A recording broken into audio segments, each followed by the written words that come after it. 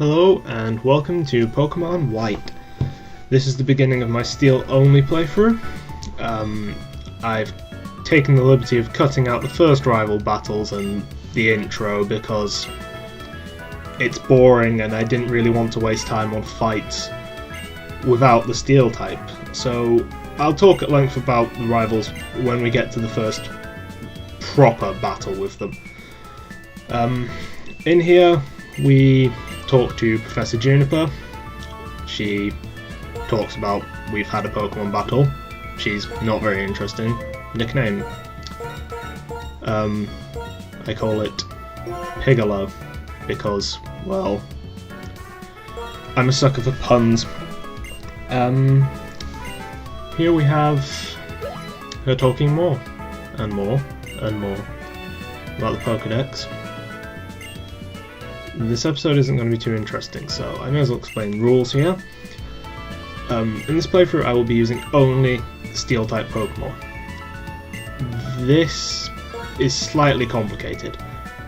At points I am going to have to use codes to get certain Pokemon so that I can only use Steel-type Pokemon and so that I can have a good balance of types and move combinations.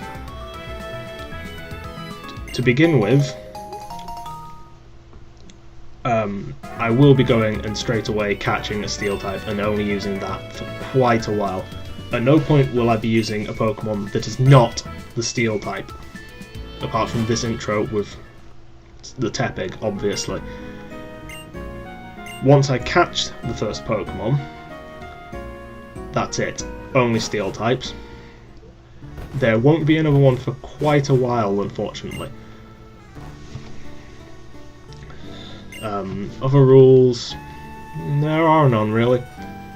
I'm just going to use only Steel types and see how we get. This is your mother. She comes, tells you it's no worries, she'll clean up and gives you the town map, our first key item. Now, a feature I quite liked that was added in Black and White is the ability to register as many things to not the select button, but I believe the Y or cross button, which is very convenient actually. It's not quite as convenient as Heart Gold Soul Silver, having it on a little thing on the touchscreen, being able to lock on the running shoes and whatnot, but it's nice to have the capacity to have several things on shortcuts. In my case, town map, dowsing machine, bike, fishing rod. So we go. Come on past me, faster. Go into the bag, find the key items, and we register it.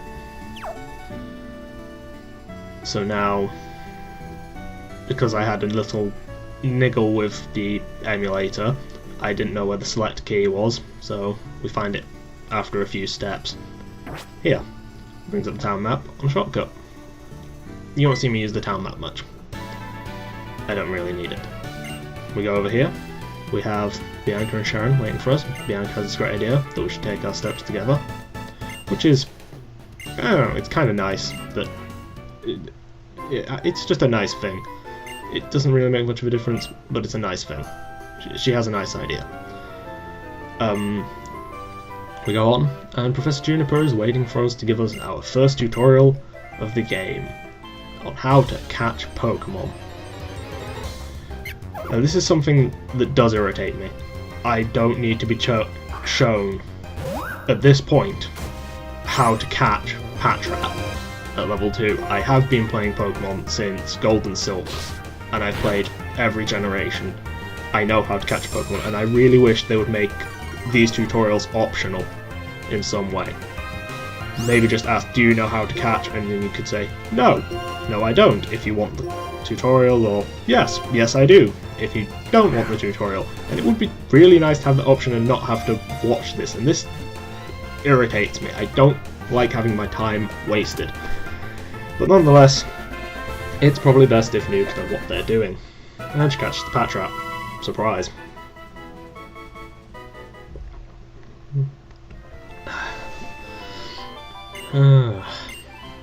Okay. Carrying on. have to lower its HP, they're more difficult to catch at higher HP, paralyze or sleep them, have some Pokeballs, do. So yeah, there, we have Pokeballs. Pokeballs are useful. I'll be using one in soon. I'm not sure how long. I recorded this footage maybe a week ago. Past me is a different person entirely. Here, Bianca has an interesting little challenge for you. If you catch the most Pokemon before the next town, you win. I don't think you win anything, and we won't be winning in this playthrough because I will be simply catching my first Pokemon. And yeah, it'll be interesting because I've never lost it before. And here's our first Pokemon, and it's Beldum. Now, Beldum is going to be a pretty staple Pokemon for me throughout the entire game.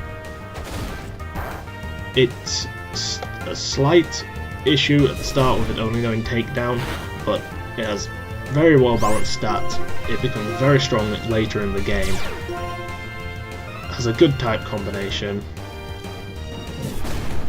and it's very capable of destroying things. Now, I don't know why I was doing this because I have the catch code on as well, because hell, I need to catch the Pokemon. And will it catch? Will it catch? Up and B! Up and B! Up and B! And we got it. Of course, because I had code on. I will only be catching Pokemon I'm going to use, by the way. Here we have it. You'll note no Univerdex number. Converses with us by using Venom's forces in a swarm that move in perfect unison. I will nickname all my Pokemon. At this point, I couldn't think of anything witty or clever, so I give it just a random name. It's called Abraham. Because it is. Yeah.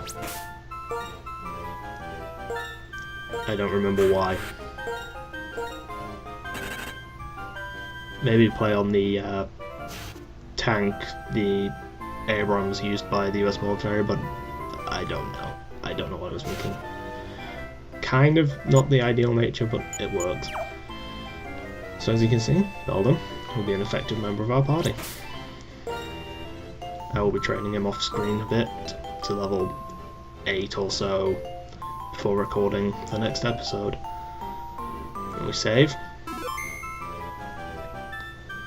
And that about wraps up this episode. We'll see you next time on Pokemon Black and White.